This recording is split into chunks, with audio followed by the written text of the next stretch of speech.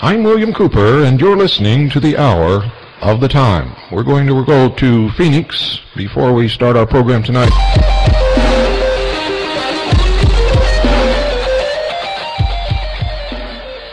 Where Gene is going to tell us the medal report.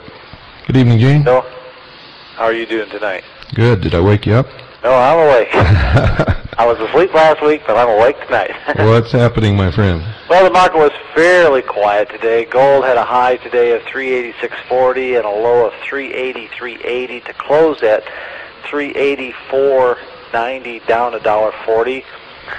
Silver was $5 up, a high of 531 and a low of 522 to close at 525, down 4 cents. Platinum had a high of 399.90 and a low of 397.60 to close at 399.90, up $1.10. And Dow had a high of 3,700, a low of 3661.50 to close at 3667, down $2.60. The big news, as probably most of you are well aware of, is what's going on with the dollar in comparison to foreign currencies. Now, some of you say, well, I don't care what the dollar is compared to the Japanese yen. It doesn't make any difference to me. Little do they know. Little do they know, because the farther that thing goes down, well, it may not make any difference to you now, but when you go to buy something, say an electronic item or something, Japanese item, you're going to find out it's going to cost you 25% more because they have to raise up the price to keep in line with where the dollar's going. The weaker the dollar goes, the greater the trade deficit becomes, and I guess you must like your money in a dying machine. But President Clinton says there's nothing to worry about. Funny thing is, if that's true, why did Essex Management, who manages his blind trust, put his $1 million blind trust by the guy who's running his name is Joseph McNay, and he put his blind trust $1 million of it in gold? Gee, are they telling us? Do they know something that they're not telling us, or are they telling us something that is not really the truth? Well, not only will the cost of foreign goods go up, but the price of our exports will go down accordingly. In other words, we're not going to get the same for our efforts that we export to foreign countries than we have in the past. That's right. So and then it becomes a catch-22. What do? Well, they're going to have to, do they let it keep falling? Do they raise interest rates? They raise interest rates, then we go into an inflationary cycle here in our stuff. So it's a two-edged sword that is not very pretty at all. And folks, for goodness sakes, you need to get yourself protected in some fashion, and we'll be more than happy to at least give you some ideas. I have a new newsletter out that some of you have gotten, Malfunction Junction, and it's probably one of our better ones of late. Give us a call, 1-800-289-2646, 1-800-BUY-COINS, and we'll be glad to get that out to you. And the first caller, folks, gets to babysit Jonathan for 1 full week. There you go. How is he? He's doing great. Good. He's doing great. He's, I don't know. How much time do you got tonight, Bill? I understand perfectly. Thank you, Gene. Thank you. And folks, call now, 1-800-289-2646. You'll be glad you did. Make sure you have pen and paper tonight.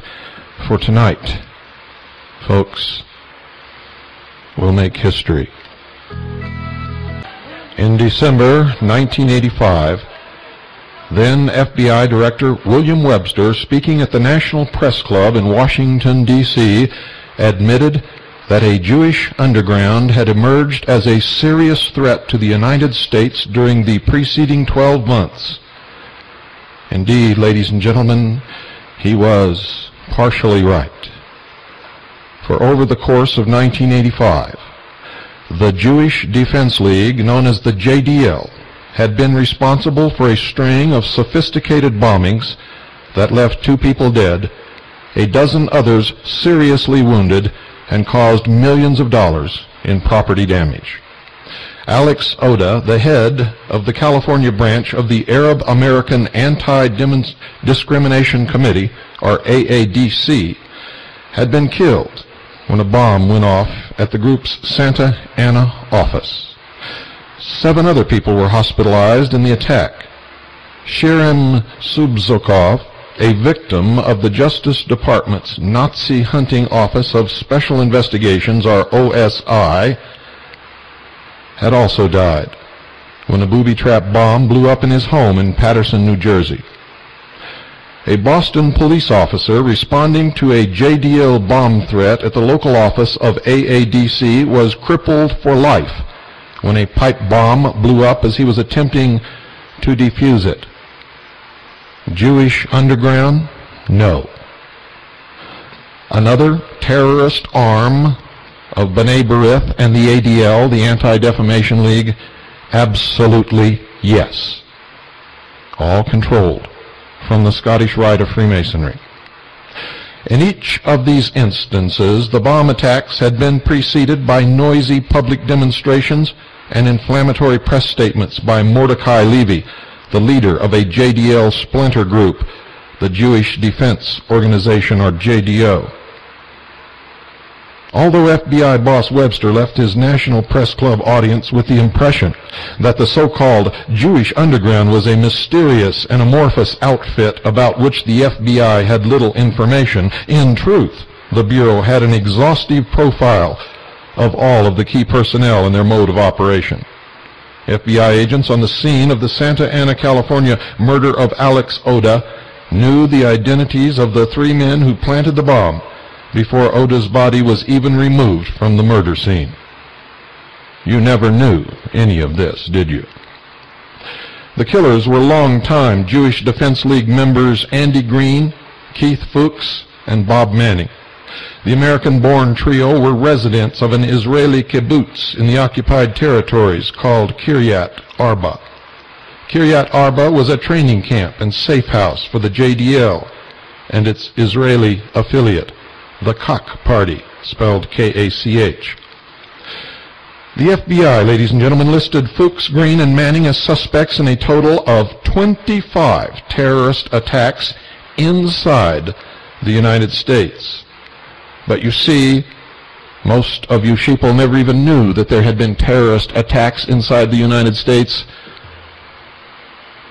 until a bomb went off in the World Trade Center in New York City.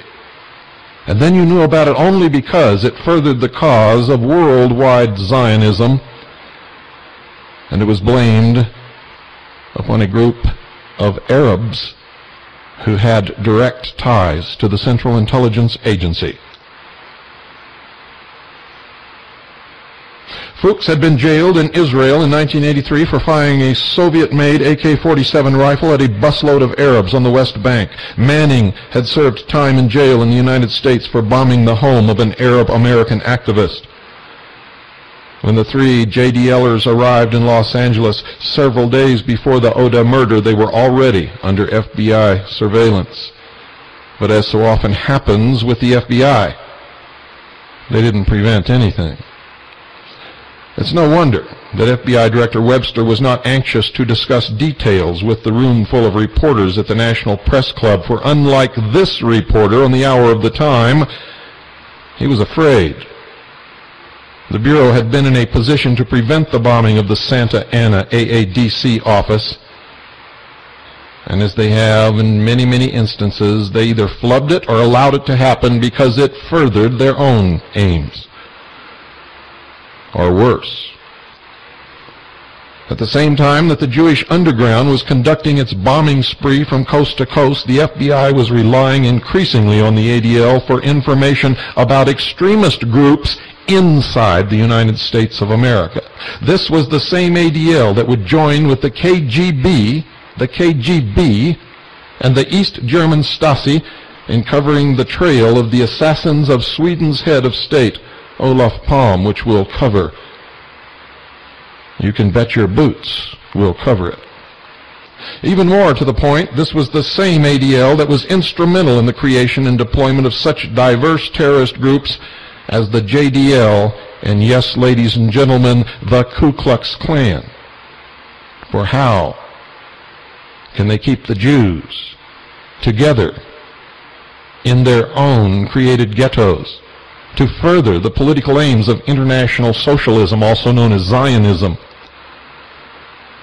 if they don't present the Jews with a common enemy, all the rest of us, under the guise of the Ku Klux Klan, the skinheads, the white Aryan nation, anti-Semitism.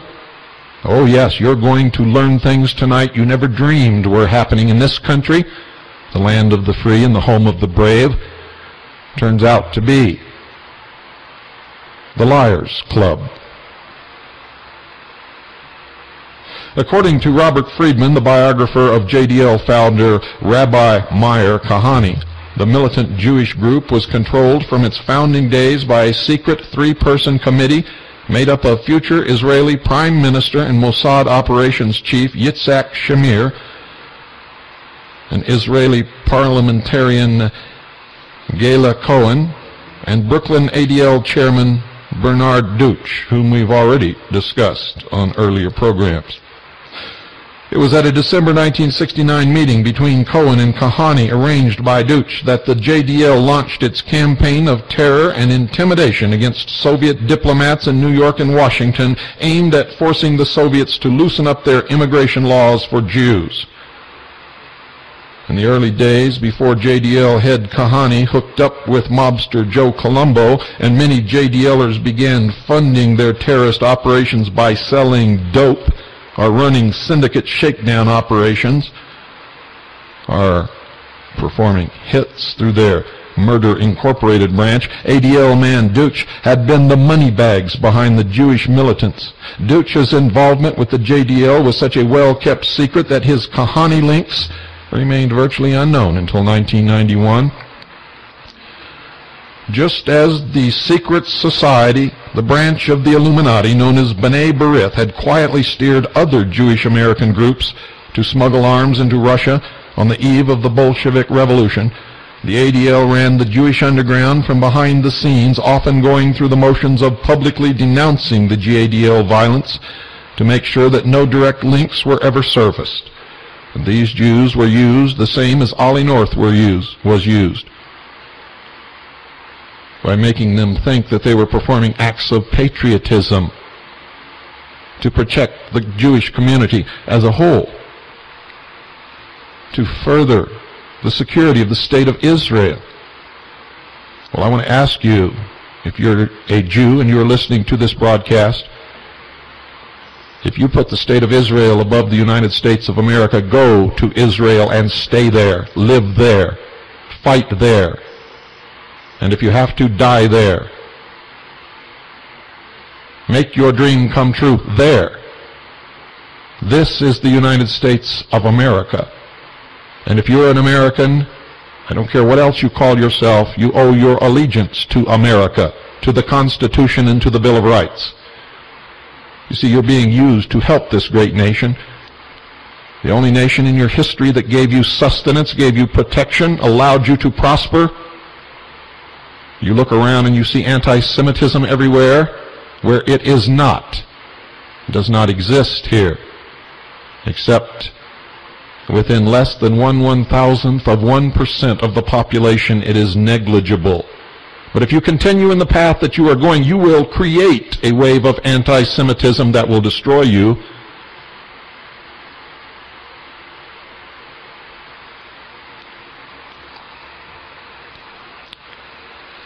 Mordecai Levy, the leader of the JDL splinter group that managed to show up on the doorsteps of Alex Oda and Shirim Subzakov on the eves of their assassinations, maintained direct and frequent contact with the ADL's fact-finding division head, Erwin Sewell.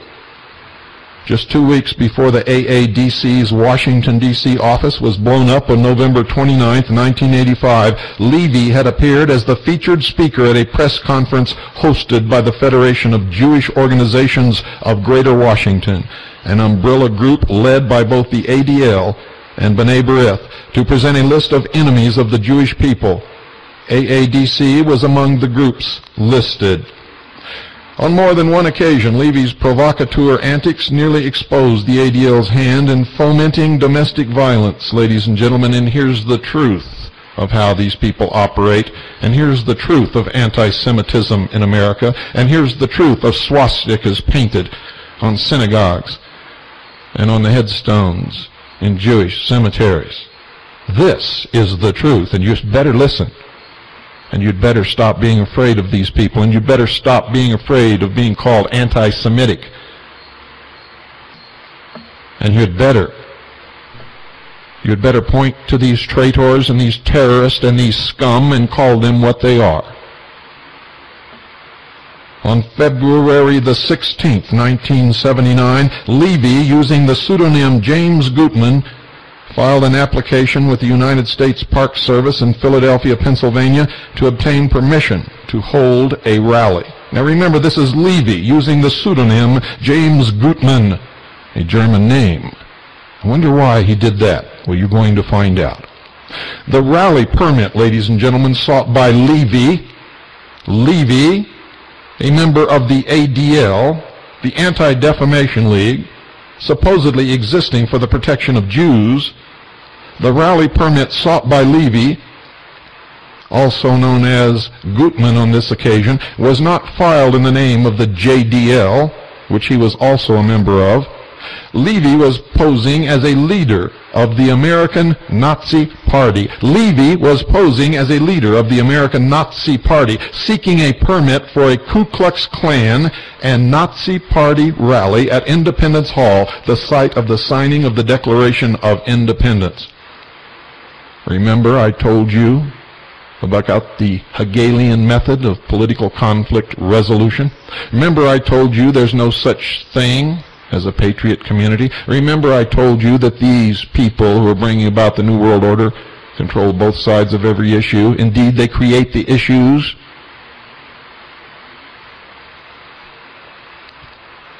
According to the rally permit, Levy was planning a white power rally to show white masses unity of white race and to show the world niggers and Jews are cowards. Among the paraphernalia Levy listed on the application were swastikas, banners, Nazi uniforms, KKK paraphernalia, We'll Burn Cross, swastika picket signs saying Hitler was right, gas commie Jews. Verbatim quote. Working out of the Philadelphia offices of the Jewish Defense League, Levy organized local chapters of the KKK, the Ku Klux Klan, and neo-Nazi groups to attend the Independence Hall rally. And these racist fools, not knowing that he was a Jewish member of the ADL and the JDL, fell right into line and did his bidding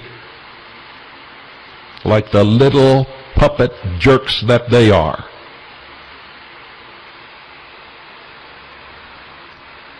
In the case of the Trenton, New Jersey Ku Klux Klan, Levy had an inside track. Listen to this. James Rosenberg, also known as Jimmy Mitchell and Jimmy Anderson, a full-time paid employee of the Anti-Defamation League fact-finding division, had successfully infiltrated the local chapter of the Klan. Rosenberg had recently attempted unsuccessfully to get some of the local KKKers to blow up the Trenton headquarters of the National Association for the Advancement of Colored People, NAACP. At the same time he was posing as James Gutman, neo-Nazi, Levy was also mobilizing the Jewish community and every ragtag left-wing socialist Nazi. And that's exactly what they are. For Nazis are really left-wing, ladies and gentlemen. A radical group in the greater Philadelphia area to attend a mass demonstration to confront the Ku Klux Klan and Nazis at Independence Hall. You see, if they all really knew the definition of these terms that they banner about, they'd join forces and they'd be a lot stronger. Oh, the world is full of fools. I sit back and I watch all of this. And I alternately laugh and cry and laugh and cry.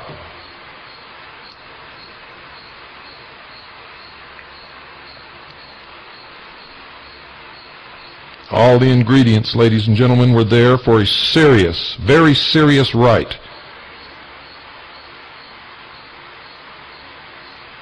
a riot brought about in its entirety by the Anti-Defamation League and the Jewish Defense League, organizing and manipulating both sides, filing for the permit, urging violence, attempting to get people to blow up a bridge.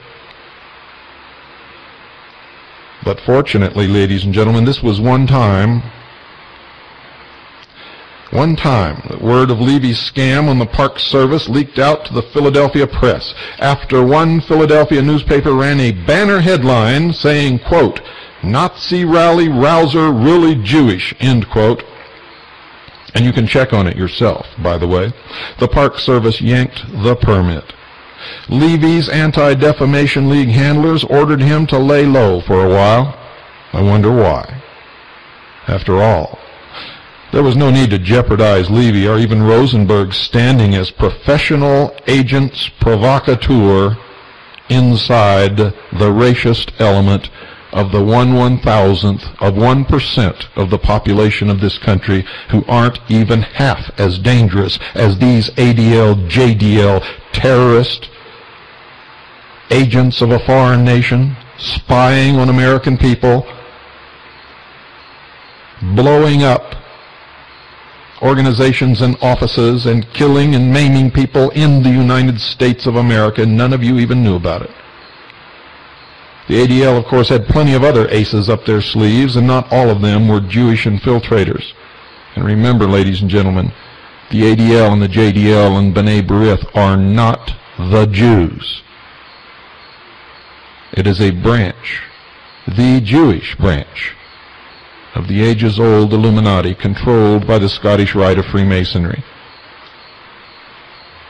And out of all the Jews in this country, only a handful belong. One of the most shocking instances of racist violence during the civil rights battles in the South of the United States during the 1960s was the execution-style murders of 3 civil rights workers in Philadelphia, Mississippi in 1964. And now you're going to hear what really happened. The murders of Andrew Goodman, Robert Cheney, and Mitchell Schwerner sent shockwaves across America and the world as many people began to realize for the first time that the Confederacy, far from being dead, was very much alive and very much committed to rolling back the tide of equal rights for all races, at least in the Deep South. True to its historical roots in the southern jurisdiction of the Scottish Rite of Freemasonry and in the original Confederate secessionist plot, the Anti-Defamation League, contrary to its own published propaganda, and that's exactly what it is, propaganda, lined up squarely with the Klan, the Ku Klux Klan, where it counted the most, with its checkbook. One particularly sordid instance of collusion between the Anti-Defamation League and the Ku Klux Klan came to light in a hail of bullets on the night of June 30th, 1968, in Meridian, Mississippi, outside the home of ADL official Meyer Davidson. When the smoke cleared, a local school teacher named Kathy Ainsworth lay dead, and a second man, Thomas A. Terrens III, lay dying after being hit with over 70 bullets, ladies and gentlemen, fired by 22 local police and FBI agents. Shades of Waco. Miraculously, Terrence survived the attack. Terrence and Ainsworth, both local Ku Klux Klan members, had been set up. They went to Davidson's home, ladies and gentlemen, that night to plant a bomb on his doorstep, not knowing that the leader of their own Ku Klux Klan chapter had betrayed them, and that a small army of police and FBI sharpshooters was waiting in the bushes to ambush them. Right after this short break, I'll tell you who planned it and who brought it about. The entire affair, ladies and gentlemen, had been staged by the Anti-Defamation League. That's right. The entire affair had been staged by the Anti-Defamation League, the agent provocateur inside the local Ku Klux Klan chapter who set up Terrence and Ainsworth was one of the killers of Goodman, Cheney, and Schwerner. Alton Wayne Roberts was out on bail awaiting his trial along with 6 other members of the White Knights of the Ku Klux Klan for the Philadelphia, Mississippi murders, when in the early spring of 1968 he cut a deal with the Anti-Defamation League's regional director, Adolph Botnick. The New Orleans-based Botnick had been a long-standing friend of the late Guy Bannister. Kennedy assassination. The former FBI special agent implicated by District Attorney Jim Garrison in the assassination of President John F. Kennedy. Botnick, with the blessings of Meridian-based FBI Special Agent Frank Watts and Meridian Police Detective Luke Scarborough, agreed to pay Alton Wayne Roberts and his brother, Raymond Roberts, $69,000 to become the League's paid agents provocateur. $25,000 in unmarked $20 bills was hand-delivered from New Orleans to the Roberts brothers just days before the Ainsworth-Terrence ambush. At the time the deal was struck, the White Knights, led by the 2 Roberts brothers, had been on a 9-month bombing spree. 9-month bombing spree. And you thought poor old David Koresh was a bad guy. You stupid sheeple. You need to be sheared. You need to be led to the slaughter. You need your asses kicked. You need to wake up quick. You wonder why I get angry behind this microphone. Sometimes I wonder why I'm behind this microphone.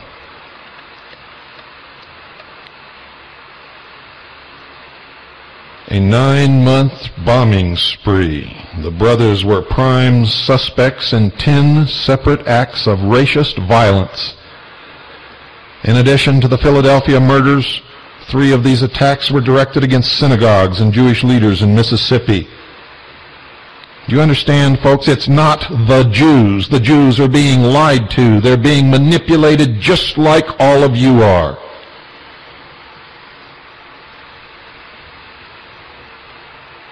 Are you beginning to understand how it works? 3 of these attacks were directed against synagogues and Jewish leaders in Mississippi. And they huddled in their little self-made ghettos and pointed their fingers at the community who had nothing to do with it and yelled, "Anti-Semitism, the Nazis are coming to get us." And you're so proud of your level of education. You should be ashamed of yourselves, all of you.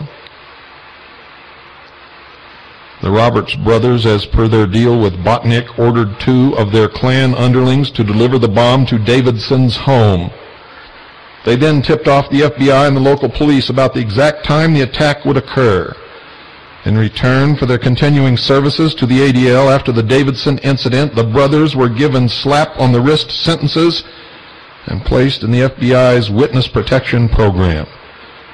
And for his part in the Goodman, Cheney, and Schwerner murders, Alton Wayne Roberts spent less than 3 years in jail and is again very active with you-know-who. The Meridian incident was classic Anti-Defamation League, classic Hegelian conflict method of political resolution. The League used the racist attack against Meyer Davidson as a scare tactic fundraising ploy, and the Jews filled their coffers, emptied their pockets, and asked the same people who had attacked them to protect them, using their own money. The money they raised more than covered the costs of buying up the 2 KKKers as their permanent agents provocateur inside the Klan. The League parlayed their financing of the Roberts brothers into an ever closer relationship with the FBI, which was delighted to have the ADL finance and deploy 2 of the Klan's most violent terrorists. When you begin when you begin to study the Waco massacre, you'll find that David Koresh spent time in Israel, that he and some of his fathers were trained by the JDL in infantry tactics, that he attended classes on the Talmud, that he was surrounded by Mossad and ADL agents and JDL personnel. You will find that the original reports from the foreign source quoted in the first press report that they were going to commit mass suicide came from prominent ADL members in Australia.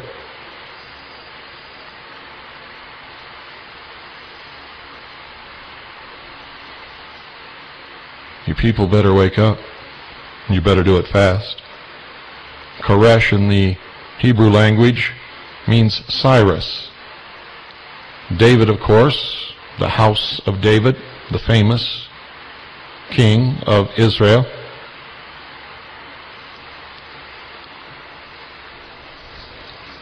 Cyrus was the one who freed the Jews from Babylonian captivity.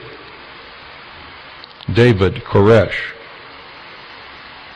flew the Star of David on the flagpole above what was called Mount Carmel. He claimed that he held the keys to the 7 seals in the book of Revelation.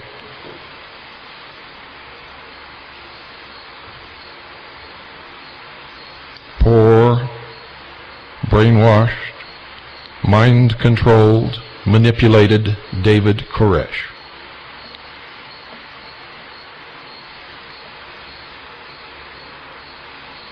On the day in November 1985 that Israel spy Jonathan J. Pollard was arrested, things went haywire at the Anti-Defamation League's headquarters near United Nations Plaza in New York City.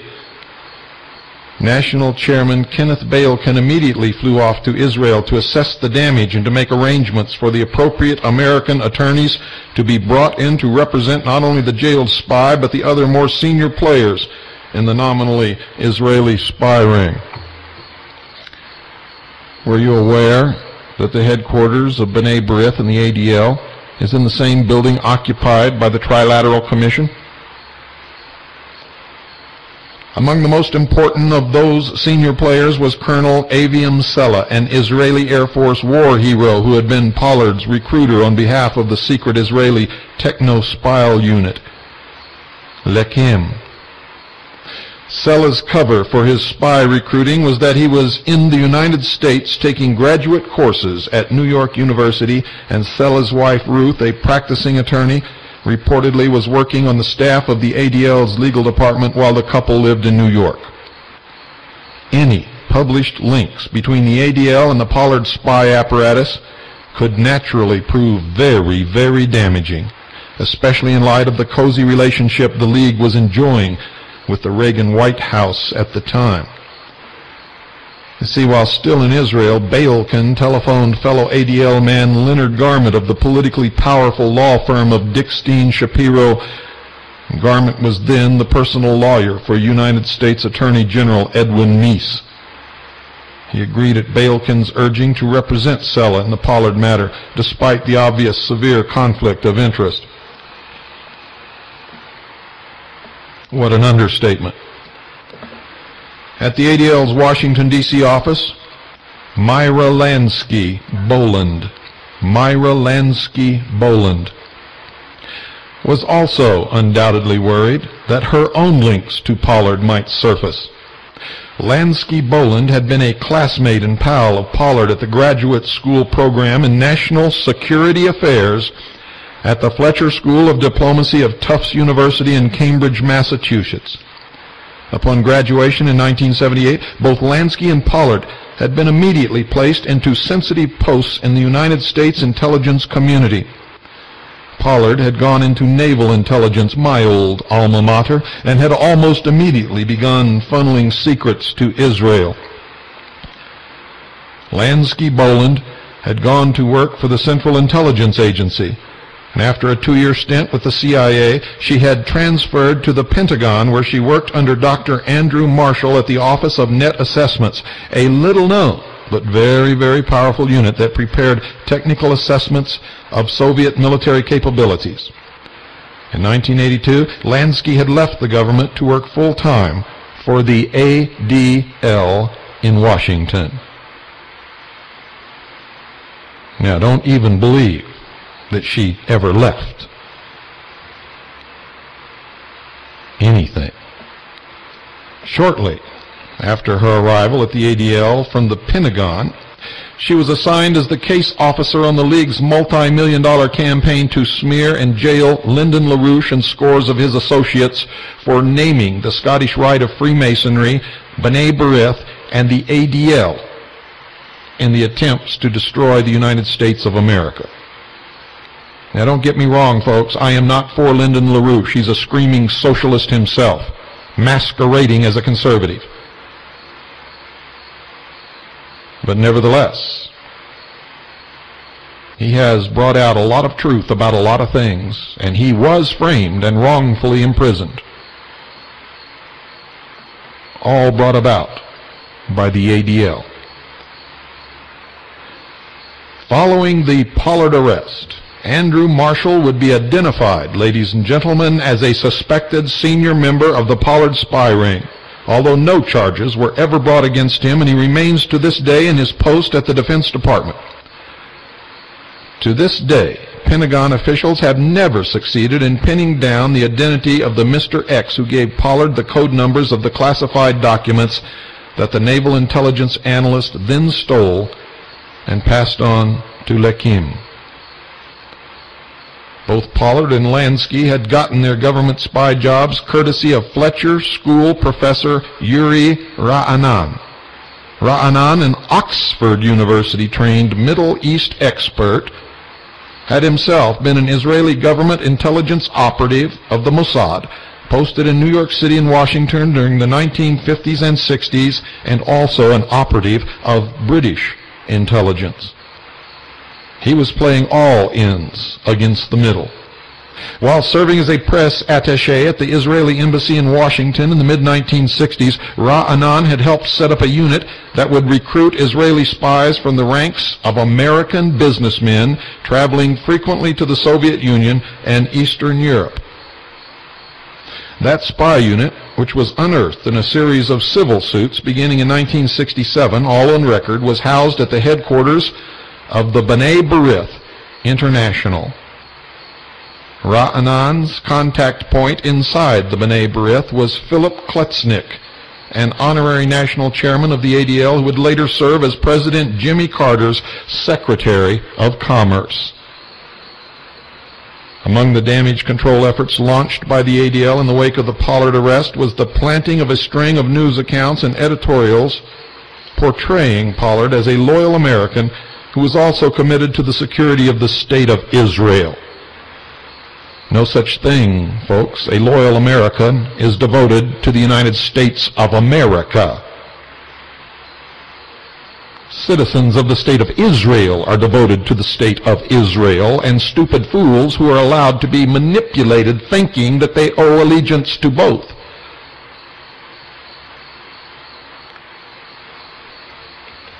I have nothing against Israel, but Israel needs to take off its diaper and stand on its own 2 feet. Harmless, friendly espionage was the term coined by the League and its small army of paid agents inside the news media. Bullshit.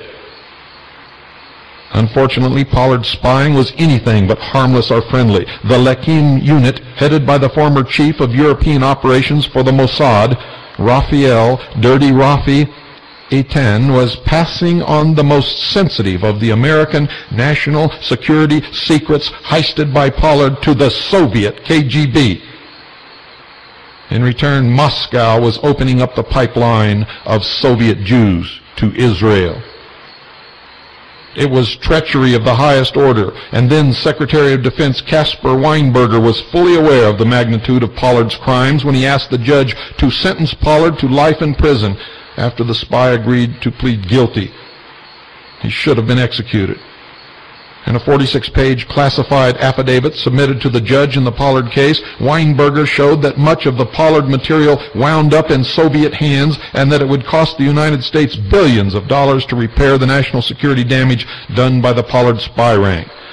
The ADL is not a friend of the United States of America. The JDL is not a friend of the United States of America. B'nai B'rith is not a friend of the United States of America. The Scottish Rite of Freemasonry is not a friend of the United States of America. Israel is not a friend of the United States of America.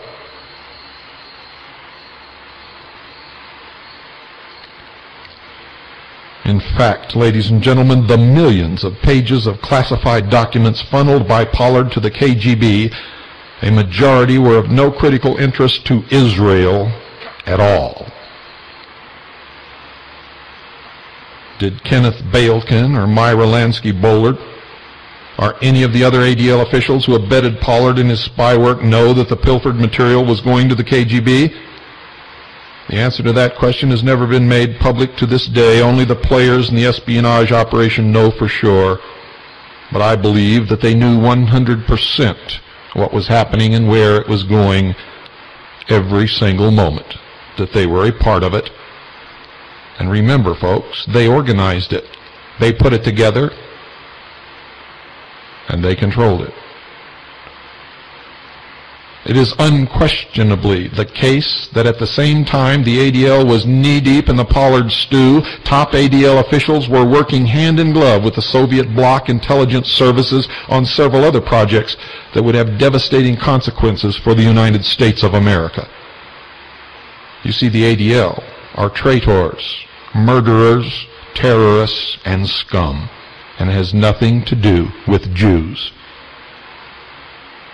They use Jews, and they use you because you're so afraid of being called anti-Semitic if you tell the truth about these scumbags. You quiver just thinking about somebody calling you anti-Semitic. Well, take it from me, folks. It don't hurt at all. Not at all. I've never been anti-Semitic in my life, but in their efforts to shut me up, they have tried on several occasions to brand me as an anti-Semite, and it doesn't work, and it doesn't shut me up, and I'm not afraid of them. And if I end up dead, I've already told you what to do. You take my dead, cold body, and you place it up on the steps of the Supreme Council of the Scottish Rite of the Southern Jurisdiction in Washington, D.C., and then you burn it to the ground. And then you do the same to B'nai B'rith and all the other lodges of these scumbag traitors in this country. If I turn up dead, you do that. It's the only thing I'll ever ask of you except to wake up.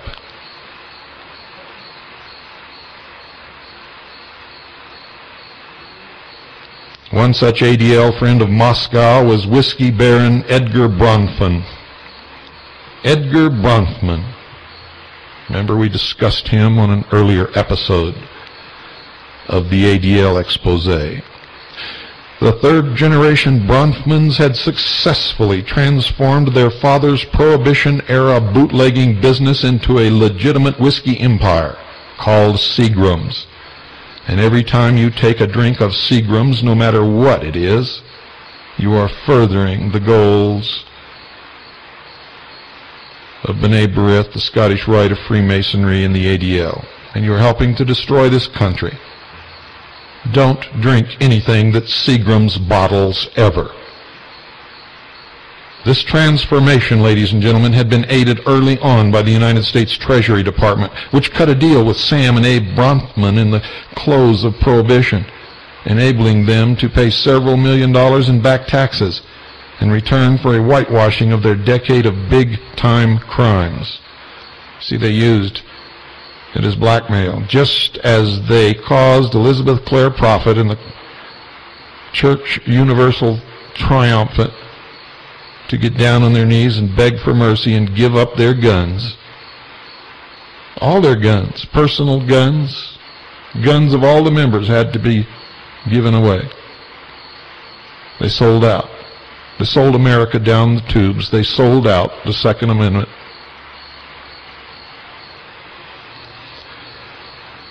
And the Treasury Department cut a deal and made sure that Sam and Abe Bronfman didn't go to jail if they paid several $1 million in back taxes and made them legitimate crooks. The Bronfman family came out of the deal as multi-millionaires with all their ties to the Lansky syndicate still intact and their criminal record behind them because they made a deal with the same people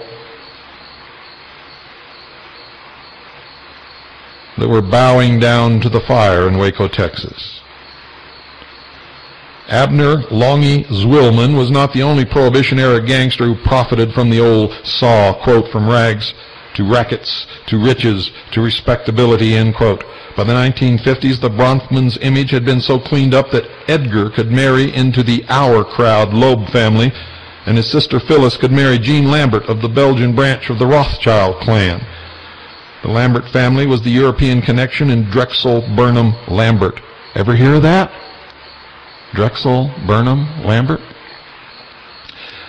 However, image polishing is one thing, reality is another. You see, as late as 1972, the Montreal, Canada Crime Commission had issued a report naming Mitchell Bronfman as a crime partner of one of the city's biggest gangsters, Willie Obrunt. The pair were implicated in dope smuggling. Willie and Mitchell owned a night spot in the middle of Meyer Lansky's turf in North Miami called the Pagoda North, which was a favorite hangout for Vito Genovese and other big-time hoodlums. Edgar Bronfman, for his part, sought out some very peculiar clientele for his family's whiskey business. In 1986, as the Pollard affair was playing out, one of Edgar Bronfman's assistants at the World Jewish Congress, Bronfman had taken over the World Jewish Congress and turned it into an international arm of the ADL. That's the ADL, on whose national commission he sits, and established ties to the brutal communist regime in East Germany. Bronfman Seagram was made the exclusive distributor of booze to East Germany's ruling SED Communist Party. In 1988, Edgar Bronfman himself traveled to East Berlin, where he was the guest of honor of SED boss Erich Honecker and top party official Hermann Axen.